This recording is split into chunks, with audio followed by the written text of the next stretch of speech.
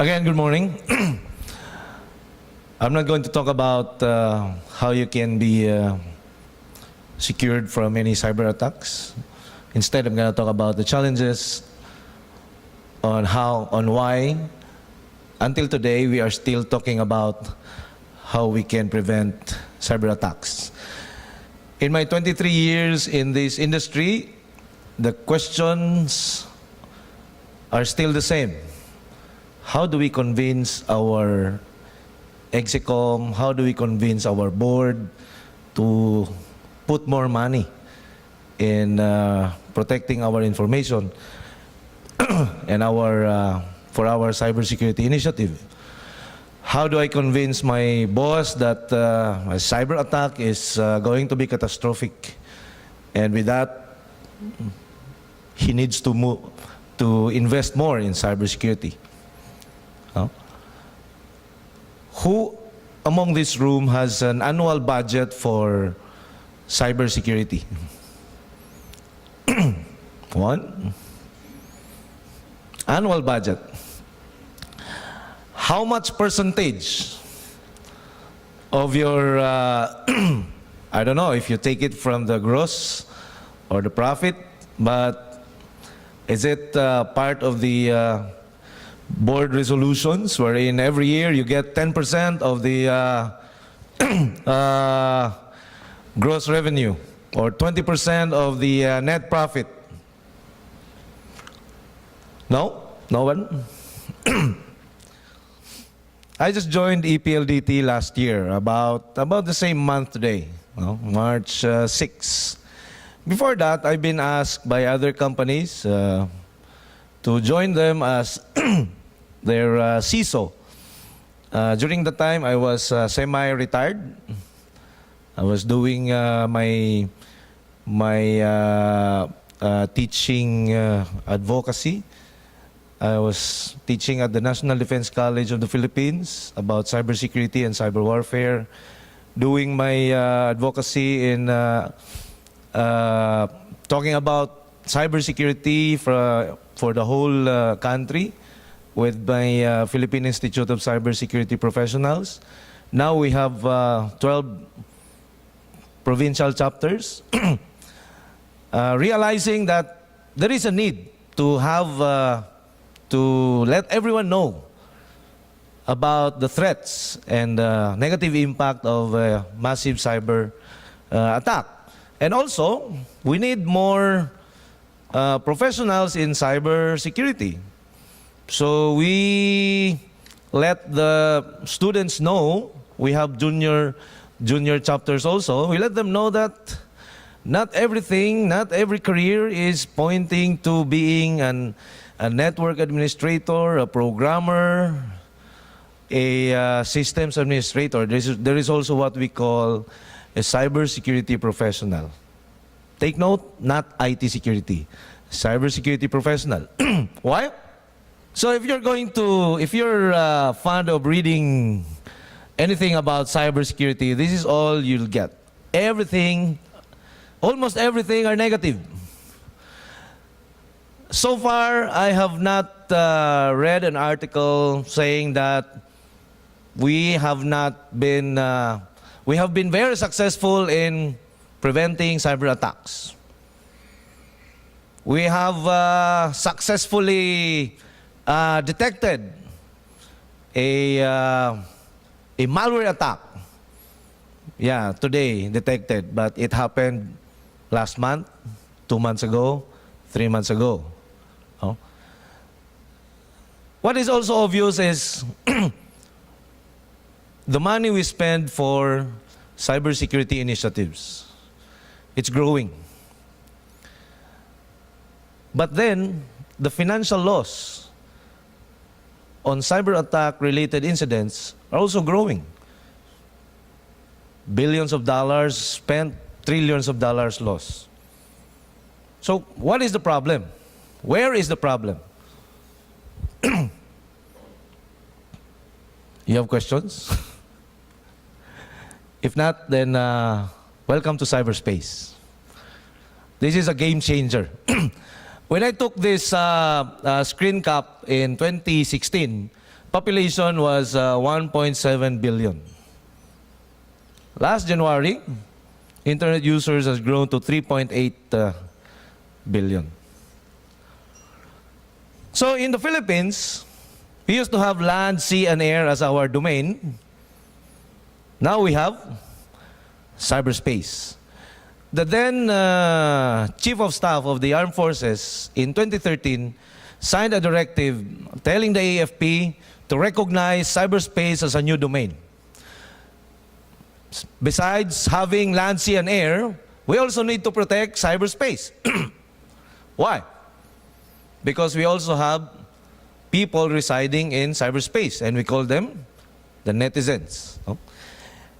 And why is it important? Because anything that happens in cyberspace, it has an effect or impact on land, sea, and air. For example, if power goes down due to cyber attack, it has a negative impact on our traditional lives or our domains.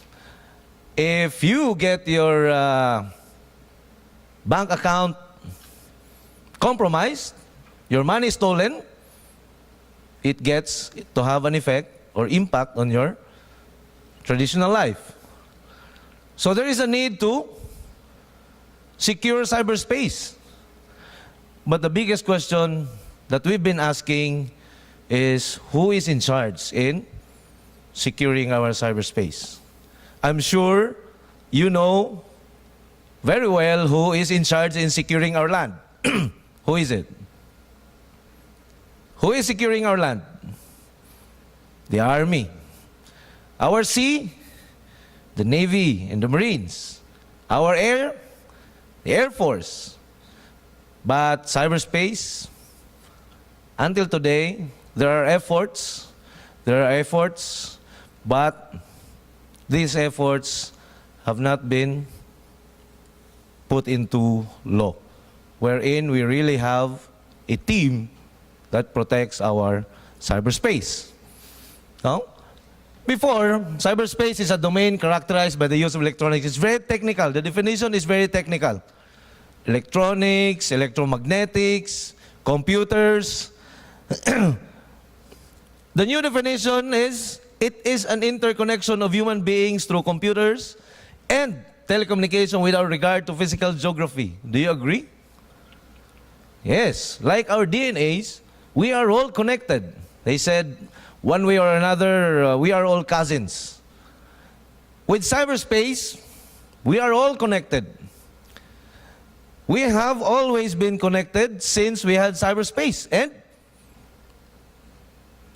everything is in cyberspace. Do you agree? That's good. Anything you can do in cyberspace. Can you? Or no? Who agrees that you can do anything in cyberspace? No one? Oh, come on. Ziggy. You're really my friend, man. Anything you can do in cyberspace. In your daily lives. If you need information, you can go to cyberspace. You don't have to go to the library or Google. No? If you need to find someone, you need to buy, you need to send emails, you need to send information. You can send these things, you can do these things because everyone is in cyberspace. Who is not in cyberspace? In this room, who is not in cyberspace? In one of my classes in National Defense College, they are all intelligence officers. Our class was about cyber intelligence. When I asked, who is not in cyberspace? All of them raised their hands. Because these guys are confidential. They don't. But when asked, what about your families, your friends? Are they in cyberspace? They said yes. So every party you go to, somebody takes a picture, posted that on Facebook, you are in cyberspace. Having dinner with my friends, blah, blah, blah, and his name was there. So we are all, one way or another, in cyberspace. But Cyberspace is where individuals also do business. Before, you can only sell your products to your friends, limited to your friends, to your barrio, to your city, or to your community. But now, you can sell your product anywhere in the world. You can also interact globally. I'm sure you've done that. You can also do exchange of ideas. Every day, there are a lot of people exchanging ideas, especially political ideas. It's where we share information. Information that we don't need to wait for the next day. When there's something happening, if you are on Facebook, you'd probably see accidents, good and bad. Oh. This is also where we provide social support. It is also where nation-states operate militarily. China was mentioned earlier. It is the largest single surveillance platform ever existed. Surveillance was mentioned earlier. This is the largest single surveillance platform. This is why, one of the reasons why spies no longer have to be present in a target country to do espionage. They can do it somewhere else. It is where the greatest transfer of wealth in human history occurred. $1 billion. $81 million. And these are all fraudulent transactions. No? Transfer of wealth. It is the new avenue of espionage. It's where the new theater of war is being fought. I don't know if you will agree with that. Well, I do. It can cripple the economy of a country. Would you agree? Yes. This is no longer a theory. This already happened. Happened in other countries. Estonia, Georgia, Brazil, countries like even the US, no? Even first world countries. Because of the 4 categories of threats that we are looking at. Number 1 is cyber war. This is what we talk about in the National Defense College. The threat to cyber war. In 2013, the International Red Cross called for a roundtable discussion in Singapore from Southeast Asian countries. I was one of the invitees, no, to be there because the International Red Cross is worried about the role that they would be playing in a cyber conflict. Because according to the law of armed conflict in the international humanitarian law, they do not have a role in a cyber war or in a cyber conflict because no one will die, no properties will be destroyed, no people will be displaced, and the combatant has a new definition. Combatants are no longer holding guns and cannons or tanks. Combatants are using computers, laptops. And the combatant definition in the UN Charter is not like this. So what will be the role of the International Red Cross if no one will die in a cyber conflict? Which is the objective. Is cyber war, when used against another country, you can win the war without destroying that country. You can win the war by crippling its economy. And who is driving usually the economy of a country? Is it the government sector or the private sector? The private sector. So who is the target? Is it the military or the government? It is the private sector. We are the target. Espionage, yes. Nations, states, military, they'd be the target. But all of us have become spies in the era of cyberspace. No? We can just easily find somebody. If we met someone new, we just go to Google, you'll probably find his Facebook. Cyberterrorism. While terrorists are heavy in its presence online, operating in cyberspace, this is not limited to terrorist personalities only. This is about the impact. Even if you are a normal person, you hacked into a critical facility, caused chaos, a lot of people died. then that is terrorism. And it's being used nowadays. And of course, cybercrime. We are more worried about the day-to-day existence of cybercrime. Who is preparing for cyber war? I'm not saying China is preparing for cyber war, but it is the words of the president of China. When Xi Jinping inherited the presidency from Hu Jintao, he said, there is no national security without cybersecurity. That was the directive. So what did they do? No? They implement military strategy of active defense, strengthen national defense, aim to safeguard China's sovereignty. And one of the most important directive coming from the president is train a new type of high-caliber military personnel in large numbers, intensively carry out military training under computerized conditions. This is a military strategy of China. This is a directive for them to be able to operate under computerized conditions and enhance integrated combat capability based on extensive IT applications. So who is not preparing? They even created their 3 operational cyber units, a specialized military forces to fight the network. Another is a group of experts from civil society organization.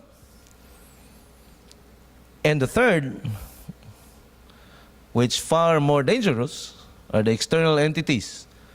This is the state-sponsored hackers of China. This is their attack dogs, where they can always deny hacking anybody or anyone because of the attribution problem of the internet. Why use cyber weapons? Why not use weapons of mass destruction? Why deploy hacking? Well, in comparison between a traditional weapon and a cyber weapon, a traditional weapon is built with restricted materials, and it's difficult to import or transport restricted materials. A cyber weapon, no restrictions. Anybody can create cyber weapons.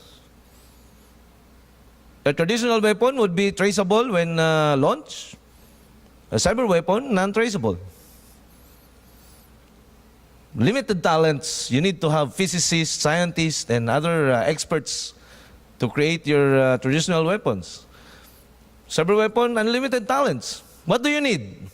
IT graduates, computer science graduates, computer engineering graduates, programmers, just train them how to weaponize their codes. And you have it. Traditional weapon requires special facilities.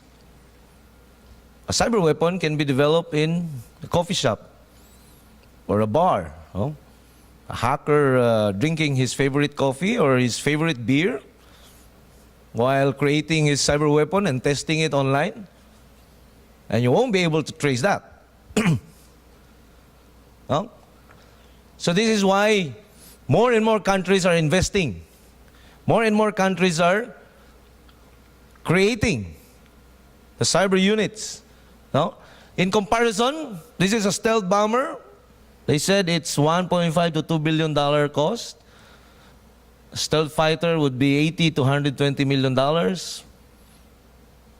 Missile would be $1 to $2 million.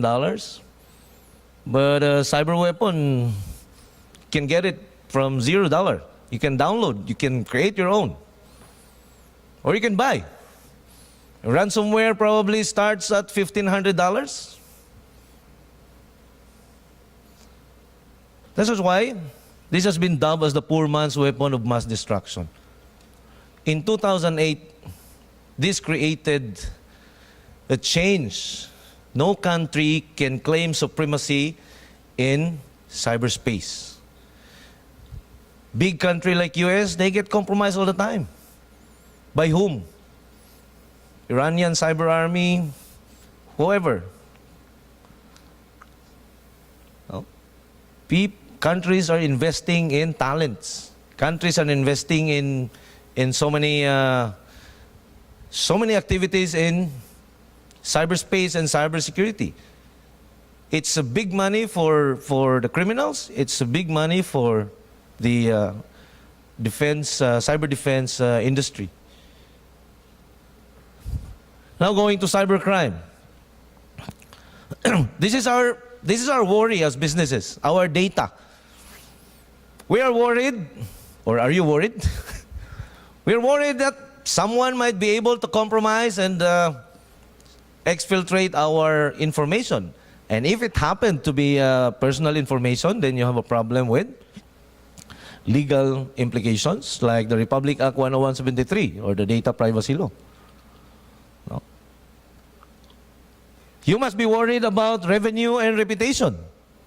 Reputation is tarnished, revenue will be affected. Plus legal complaints, then you'll be facing a lot of problems instead of focusing in operating your company. So our worry has been increasing. It's been increasing since day one. Since 1994, when we started to have internet. 1994, we had internet. 1996, we've seen hacking activities already. And during that time, there was no firewall yet in the Philippines. We started to have firewall in late 90s and early 2000. It's very expensive. Now it's even expensive. No? During that time, there were already cyber criminals. Until today, you expect the same goal but different attacks. And still very successful. Still very successful. That's why we've been having these incidents. All these incidents are hotels getting compromised. What is being compromised? Personal information or sensitive personal information for credit cards. Who's connected to the Wi-Fi of this room? See? It's so easy. I was in Bohol 2 weeks ago for the lecture with the Boracay IT Association. The following morning, I had a meeting with one of the hotels. And he said, "Sir, we have no problem. We don't have Wi-Fi facility. But we will need to have one because our clients are complaining. But I think we are safer because we have no Wi-Fi." So right there and then, I launched an evil Wi-Fi. Just few minutes. It's a free Wi-Fi. People connected right away in their hotel. And that is already first step in stealing information. Every time you go connect to your Facebook, much worse, you do online transactions with your bank. They said it's encrypted. Good luck with that. No? There is a way. There is always a way. So that's the hotel.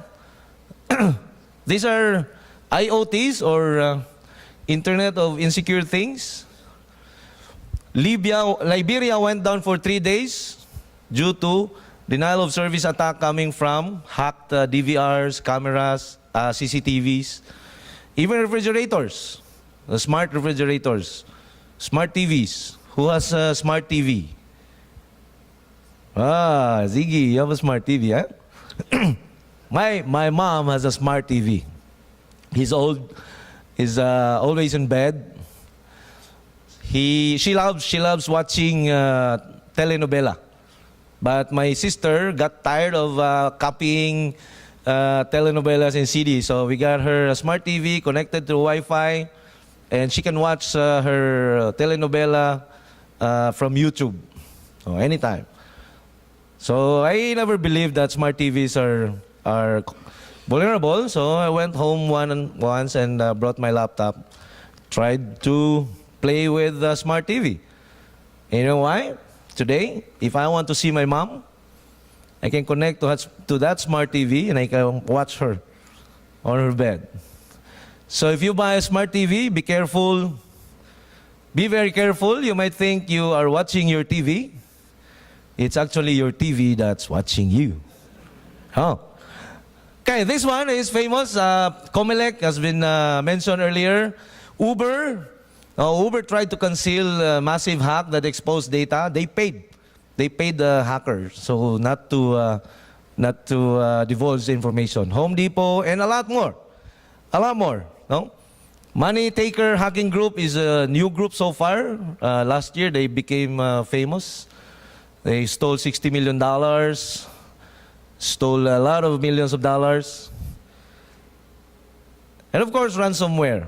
Who among you have been victimized by ransomware? All these have a negative impact in our society. Today, the financial loss is, between today and 2019, the projected financial loss is $2.1 trillion. This is, by 2021, $6 trillion financial loss due to cyber attacks, due to malware infection, due to virus, trojans, all sorts. No? So last year, cyber attack has been ranked 6th among global top risks. But last January, the World Economic Forum elevated cyber attacks to be the 3rd greatest global risk in 2018. The 1 and 2 has something to do with weather. Top 1 and top 2 risks has something to do with weather. It has nothing to do with terrorism. It has nothing to do with possible war, but due to weather. Because weather is, you cannot predict, no, it will happen. So as cyber attacks. Cyber attacks can happen anytime. And what is the enemy? Or who is the enemy? Exploits. Exploits are codes that is being used to compromise your infrastructure, your systems, your computers. And so far, there are 184 billion exploit detections since time immemorial, 1.8 billion average daily volume. 1.8 billion average daily volume of new variant of exploit. And to add insult to injury is our botnets. Botnets are being used to, number one use is to launch a distributed denial of service. 32 million average daily volume. And of course, malware. 677,000 average daily volume. New malware, new variants. So ask your information security officers or your IT officers, when did you buy your security devices? If you bought your security devices yesterday, 99% updated. If you bought your security device a year ago, I don't know how much percent it's updated. How? And what are the motivation? Why are these attacks keep on going, keep on growing? There must be something that motivates these people. I listed 4: political, socio-cultural, economic, and military. Well, you know, we all know about military. Economic, yes. $80,000 monthly for relatively good hackers. That's not bad, right? Earning $80,000 monthly. Who are the security officers of company in this? And how much are we? My friends from Cebu. There is a disconnect. No, we on the good side, we're not paid well. Them on the bad side, man, they're earning a lot of money. They can sleep any time of the day as they want. They wake up whatever time of the day they want, and they earn a lot of money. Us, we stay awake for 24 hours because we're so afraid that these guys are going to victimize our company. And they're earning a lot. So let's do political or ideological. Protest against government, protest against laws or public documents, and outrage against acts of physical violence.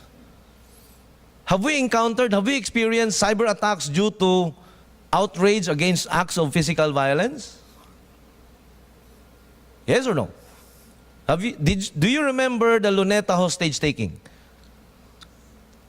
hostages were killed. Right after that, we were subjected to a massive cyber attack coming from, allegedly, you know where. Oh, that's one example of political. Another is land dispute, socio-cultural. Do you remember when our Muslim brothers went to Sabah to reclaim, supposedly to reclaim Sabah? There was fighting there. At the same time, we were also subjected to a massive cyber attack. And who got affected? Not just the government, also the private sector. That's on the socio-cultural. West Philippine Sea, we have a dispute there. No? Going back to outrage against acts of violence, when our Coast Guard shot and killed a Taiwanese fisherman, we were also subjected under a massive cyber attack coming from that part of the country. It is being used to protest anything that they feel they are violated. And of course, espionage for the military. If you didn't notice, almost every year we have a celebrated and famous incidents in cyberspace. Negative nga lang. 2009, we had Conficker. 2010, Stuxnet, Night Dragon, up to 2016. And last year was the WannaCry ransomware. Every year. So what's going to happen this year? WannaCry ransomware, in 3 days' time, it was able to infect more than 200,000 devices globally. The National Health Service of UK had to let patients go because they cannot operate for that day because their systems were encrypted by this ransomware. So there was a rumor last year that in April 2017, the internet will shut down for 1 day. It did not happen. It almost did. So they said it's going to happen this year. What's going to happen to us? Oh? Another on the motivation is, this is a Zerodium cybersecurity research company. They buy exploits or malicious codes that are working and tested. If you are able to develop an Apple iOS, they'll buy it up to $500,000. So if you're good at doing this bad stuff, then you can get a lot of money. This was in 2016. In 2017, the rise has gone, the rate has gone up. No, but there are conditions. There are conditions. For Apple, it is now up to $1.5 million. So this is the updated. If you want, you can go to www.zerodium.com. You can monitor. This is for the Zerodium payouts for mobiles. So if you can develop exploits for mobiles, are you fond of using Viber? Because this company pays up to $300,000 for $600,000 for an exploit for Viber. For WhatsApp, who's using WhatsApp? And Telegram. You know? Are you fond of using Google Chrome? It's also there. Everything that we use, it has a price. No? If this is buying malicious codes, this dark website is selling a 0-day exploit. You can go to this website and buy if you're not a programmer. No? Not the only thing that you can buy, you can also buy information. Now we ask, why we need to protect our personal information? Because people are buying your information. You probably can find your information in the dark web, no? You have a stolen personally identifiable information, exfiltrated organizational information. You can buy harvested authentication credentials with money-back guarantee, pilfered financial data. You can buy that in dark web. Or you can buy resources. You can have access to feature-rich malware, purchase of systems or software exploits, transfer of control for previously compromised machines. So if I can compromise 1,000 devices, plant my zombie or make it under my command and control, I can sell these 1,000 devices. I can sell the access. Can be used for anything, no? Or you can buy a malicious actor training if you want to be malicious. No? There are a lot of services in the underground market. That's why the underground market has been growing for the past years. Cybercrime to cybercrime market, phishing services, denial of service services. These are, or if you want a credit card, you can buy that online. No? These are compromised credit card. American Express Platinum, American Express Gold, a credit card, MasterCard, MasterCard Gold, Visa, Diners. You can buy all this stuff in the dark web. And you can use it to buy whatever you want to buy online. Just don't forget not to put as the delivery address your address, or you'll be compromised. But if you are greedy enough, then just buy this, produce your own credit cards. If you cannot be satisfied by buying fraudulent cards, you can produce your own credit card. We give you a software package, guide on how to do it, etc. And on the lower part, it says it provides a lifetime support. This is the only service I saw that provides lifetime support. So these are the challenges. No, I'm trying to tell you the challenges. That's why we need to be very innovative. We need to be very creative. And we need people to do that. We need skills. We need people who are paranoid enough. Ask your information security officers if they sleep 8 hours a night tightly. Then they're not worried enough. They're not paranoid enough. Our job in cybersecurity, we do not enjoy sleeping. I wake up 4 to 5 times every night just to check on my email, just to check on my guys if our systems are up. Because we are under constant cyber attack. No? Who's who in the cybercrime underground market? There's the malware or exploit developer. There's the resource-based service provider. There's the malicious training provider. You can have a marketing and the cybercrime customer. This is the supply chain. They have their own. While this is growing, while these skills, this bad mindset in cyberspace is growing, we are also on the good side facing our own challenges. No? Threats are evolving every day. We have totally broken down our perimeter security. Do you believe? Do you believe that? Your firewall, your intrusion prevention is totally not relevant anymore because of smartphones. If I'm during working hours, I cannot go to Facebook. I can connect to my smartphone. Use it as hotspot. If I cannot download anything because my security policy doesn't allow me, I'll use my smartphone. And that is usually where compromise starts. We have broken down our firewall. Before, we have security perimeter.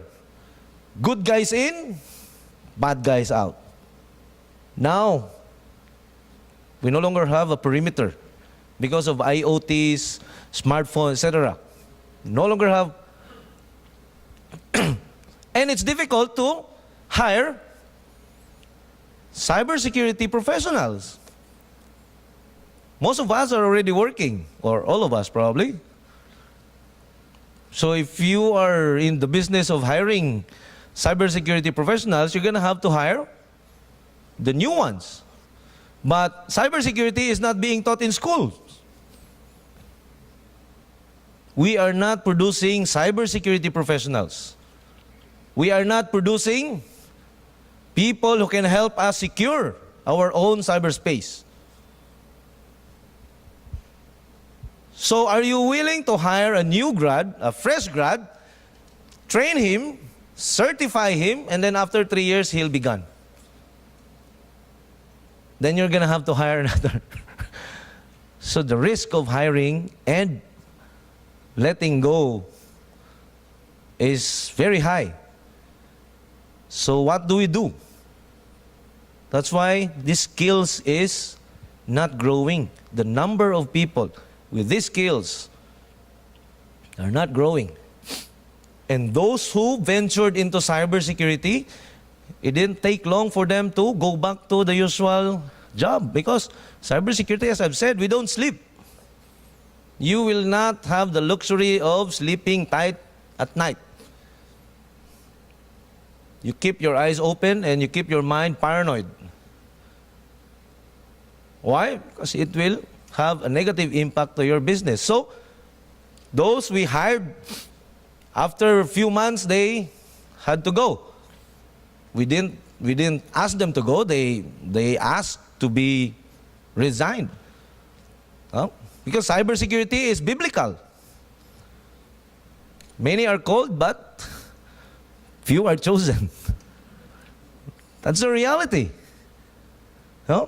So, we tend to put our trust on security devices, security softwares. But the fact behind the truth, attackers have access to most or all of the defensive tools and tactics used by us. Yes, we have a firewall. They too have a firewall. And you know what they do with that firewall? They don't use it to protect their system. They don't use it to protect their perimeter. They buy firewalls to study how to bypass that firewall. So we say, yeah, I bought a 35 million peso security box. Yeah, good luck with that. I have an antivirus. You know, you can create your own virus, a very simple virus. You can find a video in YouTube. Create your own, and then you can go online at virustotal.com or .org or virscan.org. All the antivirus engines are there, or almost all. Upload your virus there, and then click scan. You will know how many or what type of antivirus found your Trojan or your virus. And then when it's still 10 or 20 found your or detected your virus, then you can encrypt, you can modify, and then upload again, scan it again. That's what they do until only 1 or 2 antivirus can detect. And then broadcast it in cyberspace. That's what they do. Now, on our end, most if not all defenders lack the platforms, authority, and resources to fully control and protect the systems and data for which we are responsible. They said, to counter a hacker, you need to become one. You need to become a hacker. But we don't learn to hack, sabi nga nila. We hack to learn. You cannot do that in your own environment. You cannot practice. There's no platform for you to, there's no avenue for you to grow your skills, improve your skills in hacking. If you do that outside your company in an uncontrolled environment, then Mr. Vic Lorenzo will be very happy in knocking on your door, no? Because that is in violation of Republic Act 10175. So you have to do it in an environment where it's controlled and you own. A simple scanning for vulnerabilities against another target is already a crime. No? And nothing changes as quickly as the technology world. It's changing every day. Every day there's a new technique, new technology, new virus, new attacks, new malwares. Fast changing. No? And we expect our security team to identify, manage, and protect all of this surface area while keeping a smile on their faces. Now, when you see a real cybersecurity guy, he's a grumpy guy. He doesn't smile. I'm not. I smile. No? Traditional security measures are necessary but no longer sufficient. In the older years, in the previous years, yes, it was sufficient because cyber attacks are not sophisticated. Over the years, attacks have become more and more sophisticated. Attackers are becoming more and more creative. They have access to whatever technology you have. So, we need to, I hope this can help you, the paradigm shift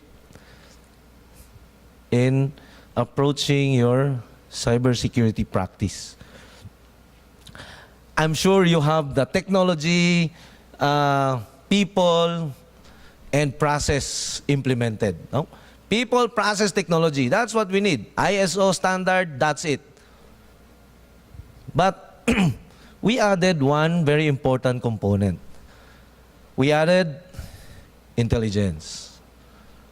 Intelligence, because we need to have 100% visibility of our security posture. Not only the ones that we detect, not only the ones that we prevented, but also the ones that are still coming. We need to know in advance. We need to be able to understand what's coming so that we can deploy a proactive response initiative. We need to understand what's running in our systems. 100%. You need to be able to see what is being sent, received, either lateral, going out, or coming into your network. How do you do that? It is going to be very expensive. That's why you need budget. That's why you need to be able to convince your boss. Incident handling is very important. But incident handling trainings are very expensive. Very few can afford. So we need to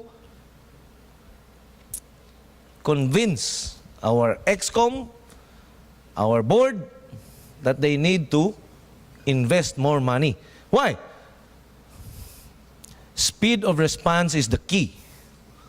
We always say there is no such thing as absolute security. There is no such thing as impenetrable. We will always be penetrated, either from front end or from behind, using backdoors. But you should and you must be able to respond right away. Minutes or milliseconds, much better. The longer the exposure to attacks, the bigger the damage. And that is a fact. But if you can respond right away, you can prevent catastrophic negative impact to your organization. So, instead of just doing the traditional, you have the preventive, you have detective, and in 2005, there came out ISO 27001 telling us that we must conduct an enterprise security risk assessment and that we must implement information security management system to make our security practice sustainable. Every year, every month or every quarter kind of thing. So yes, we did. And we tried to cover the pre-attack phase, the during attack phase, and the post-attack phase. But as I've told you, I've seen how financial losses in this cyber attack related incidents has grown. Even if we've already done that. Who among you, in all honesty, read end-to-end your information security policies? Nobody reads policies. A security manual this thick? Come on, guys. We don't read policies. That's why we circumvent policies. No? Proper use of internet. Do not use Facebook during office hours. Yeah, right, no? I have 3 phones with me. I have 3 providers I can choose. So you can block all you want. My account in our internal network, I can still go wherever I want to go. And that is something that we cannot prevent. That is something that needs to be accepted. Because you're going to waste a lot of time trying to prevent that. It cannot be prevented. So, what do we need to complete the pie? We need to be predictive. We are already doing vulnerability assessment and penetration testing. But this is even a requirement, a compliance. But can you do VAPT every day? No, you cannot. Especially if you are hiring third party or outsourcing these skills. You need to pay every day if you want. But it's impractical. So we added threat intelligence program. The cyber threat intelligence program is something that will empower you to understand what's going out there in terms of cyber threats. From malicious codes, from exploits, botnets, new attacks, new techniques, new players. If you are connected to the right sources of threat intelligence, you'll be able to understand. But you're going to have to invest again on people who will make sure that this information are put into good use. Because with that, you can deploy threat hunting. Every time you see new threats on the internet or in cyberspace, you can do threat hunting within your network. Do I have this kind of threat? Who is infected? And this is a 24-hour job. And you cannot buy tools or machines to do threat hunting. Humans conduct threat hunting. And you need to have humans who are really good in hunting threats. These humans need to understand traffic. These humans need to have analytics capabilities. They will understand when a device is constantly connected to the specific IP address outside. They're going to spot that, conduct a link analysis, and they'll find out that this IP address is connected to different malicious sites and IP addresses. In case you cannot predict, you cannot prevent, and it was not detected, you need to have a responsive cybersecurity group. You need to be able to identify infected devices in just a few minutes.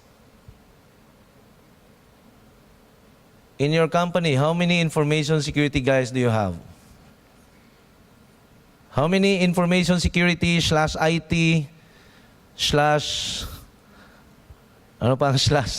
database administrator / network? No? How can you isolate compromised devices if you cannot respond? So you do a process. Okay, every 9 a.m., I need to look at my firewall logs. Every 9 a.m. So every day you look at your firewall logs every 9 a.m. And what about the previous 9 a.m. to the last time you look at your logs? No?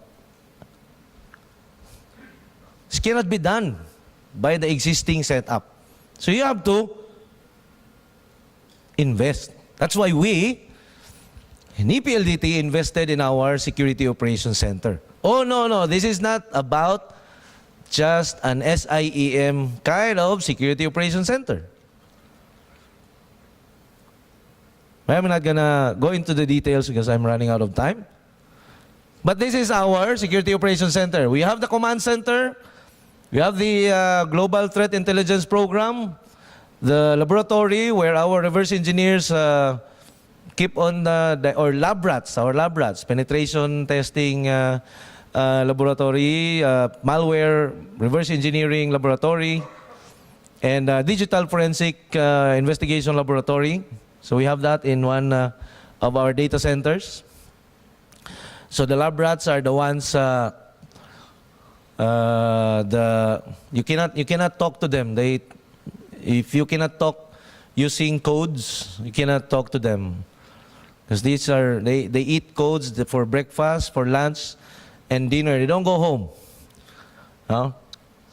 So we have knowledge sharing capability if you are connected to our SOC. Our SOC is also catering other existing SOCs. It is so big that we call it the mother of all SOCs, or the mother soccer. Thank you very much.